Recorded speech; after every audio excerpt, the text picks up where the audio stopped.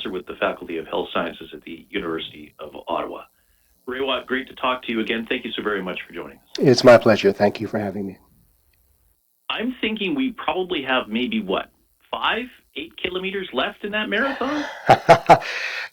I've had this conversation so many times over the past couple of years, and many of us have been wrong at different times. I think a year ago, I predicted it would be over before the summer of 2021, and I was wrong.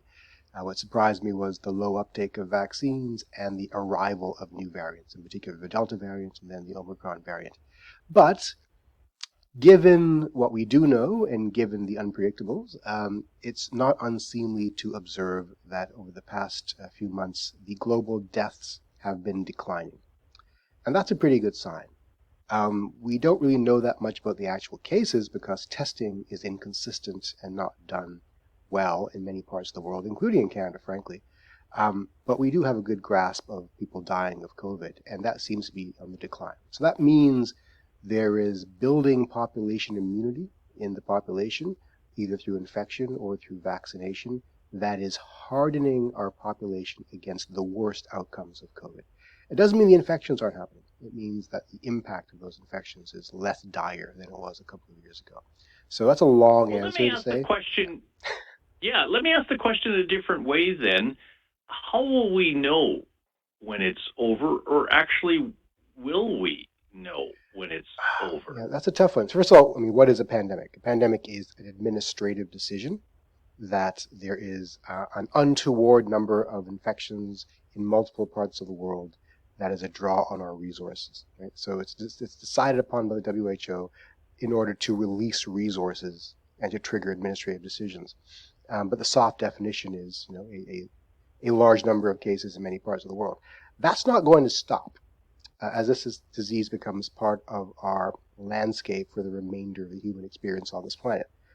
What's going to stop is the extent to which it becomes an emergency. That's an administrative decision. So we'll know when the WHO says it's no longer a pandemic quality disease based upon their resource allocation needs. But one way to look at it is if we're not seeing waves that aren't very high, right? Kind of like the flu. It's a flu season. There's one or two waves of the flu globally. We may get to a similar situation. Then we know for sure that we've reached a stage of endemicity, which is not necessarily a good thing, but it means that the pandemic stage of this is over. With the University of Ottawa's Raywat Deonandan and Richard Kluche with you this Wednesday evening. I was speaking with a ICU doctor from here in Winnipeg earlier today, and the doctor said, while we won't see it as bad as we've seen it before, the fact is that we'll still have healthcare workers off because of COVID, and that will still be a challenge on our healthcare staff. And there's that warning out there. And frankly, we have been surprised by other variants before. We should not be letting our guard down in any way. So it gets to the point then when we need to talk about vaccination and vaccination rates, because I see what's available right now. I see the most vulnerable that in my life that are getting that vaccine, the next vaccine, and are waiting for the next vaccine. And then I talk to people that I know that have, had their 2 shots, had their third, not necessarily their fourth. They have kids in school, but they're laggards on this. And so do we get a sense that from a national rate where Canada was really good off the start that we're lagging? Yeah, depending on what the goal is here. So what's the purpose of vaccination? There's 2 goals here. One is to keep people out of the hospital and out of the morgue, and the other is to harden the population against actual transmission and infection. So to get that last goal, you need the additional boosters or an improved vaccine. Hopefully the latter. Until the latter comes, we'll accept the former. But for those who've only had 2 or 3 doses, they've got pretty good protection against the worst outcomes, hospitalization and death. So are they laggards? They are, but they've kind of accepted that, they're okay getting sick so long as they're likely not going to die. Now, having said that, the caveat, of course, is that lots of people are still ending up in the hospital and lots of people are still dying. That's not a good thing.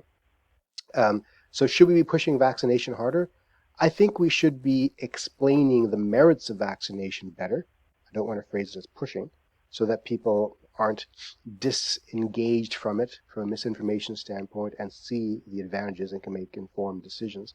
And as better vaccines come down the pipeline, as they are starting to do, then we can re-enter an invigorated push to market those ones better, so people understand that those have a very good chance of bringing the pandemic to an end faster. I do want to talk about that next generation of vaccine a little bit later in our half an hour with Raywat Deonandan, epidemiologist, associate professor with the Faculty of Health Sciences at the University of Ottawa. 2 weeks into school now, we call them the germ bags because they come home with germs, right? And not just on the COVID front, but the fact that we have been somewhat sealed off the last couple of years, it makes us vulnerable to other diseases, doesn't it? To other viruses. Yeah, to an extent. For that reason, we expect a pretty harsh flu season this fall, kind of like what Australia saw.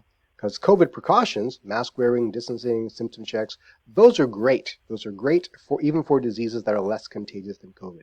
So they've done a good job at preventing COVID. Therefore, they've done a great job at preventing other things like the flu. But now that those things have been lifted, we will see a resurgence of those lesser, I don't mean to minimize their impact, but there are lesser diseases compared to COVID, and the flu is prime among them. So I encourage people, when the flu vaccine becomes available, to strongly consider getting it, if for no other reason, to minimize the drain on your healthcare system if you were to get sick. Later in the hour, Ben with Global's Donna Friesen, as we continue this Wednesday evening with Raywat Deonandan, it won't be a needle in the arm. It'll probably be something that you inhale, that it comes up your nose. We'll explain as we continue.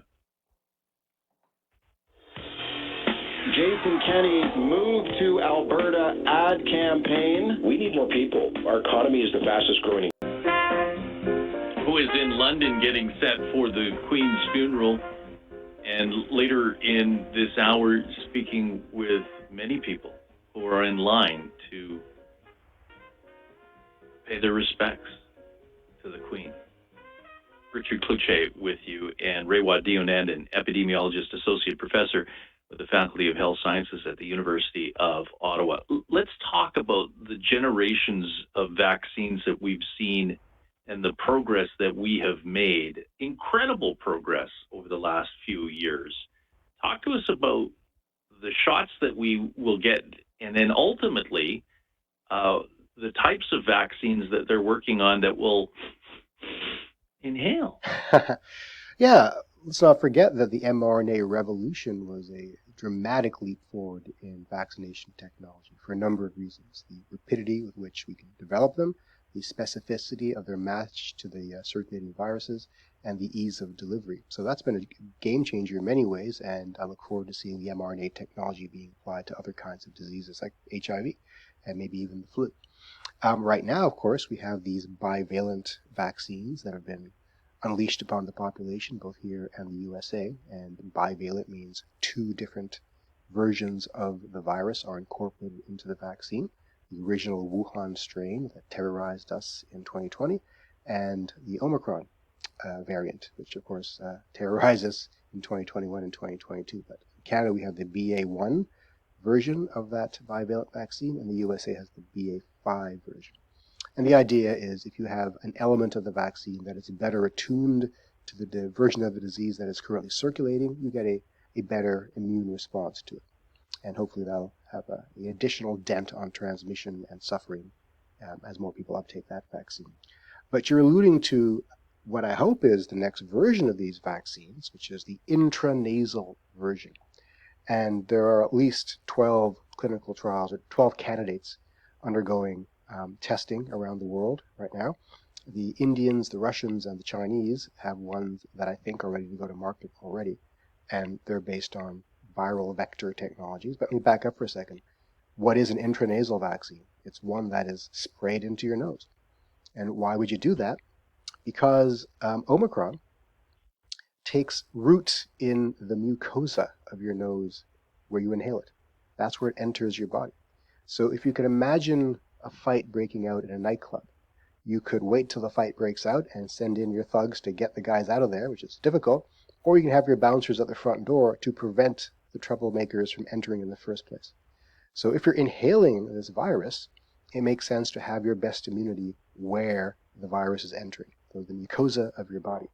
And these clinical trials are showing that these mucosal inhaled vaccines, as we call them, produce a very large amount of neutralizing antibodies. These are the kinds of antibodies that keep the miscreants out of the nightclub in the first place. So there's a strong suspicion that this will lead to not just a reduction in suffering, as the current vaccines offer, but also a reduction in actual infection and therefore transmission. And that could put a stop to this once and for all, to a very large extent. It's not the first time we've had this. Flu Mist is an inhaled flu vaccine from 2018. That's been available to much of the world since then.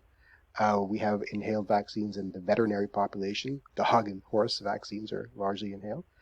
So this is not new technology necessarily. It's just newly applied to COVID.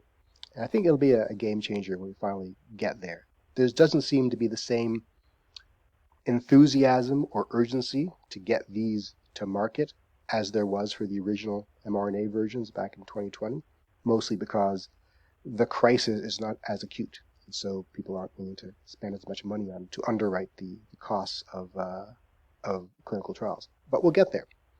And then we have the idea of a pan-coronavirus vaccine, which could either be injected or could be inhaled as well. And a pan-coronavirus vaccine is one that accounts for all versions of the coronavirus, including the current variant and all future variants. And that's pretty exciting. It means less update needed of the vaccines, and it means that let the thing mutate all it like. It's not going to impair the vaccine's ability to curtail transmission. Very exciting times. And while we started this conversation by talking about how the pandemic might be waning, let's not forget that the waning in deaths is true, but we're still seeing probably a fall wave here in Canada. And so the waves of infection are continuing for some time. We have to put a stop to that as best we can. And the best way is with updated vaccines that quell transmission, not just hospitalization and death. Yeah, and caution. Pay heed to your surroundings, ventilation, all those very basics that most of us adhere to on an ongoing basis now. Raywat, is always a pleasure to speak with you. I thank you so very much for joining us, and I hope you're well, and you've got a beautiful family. I thank you so very much for staying up a little bit late with us this Wednesday evening. It's my pleasure. Thank you very much. Raywat Deonandan, epidemiologist, associate professor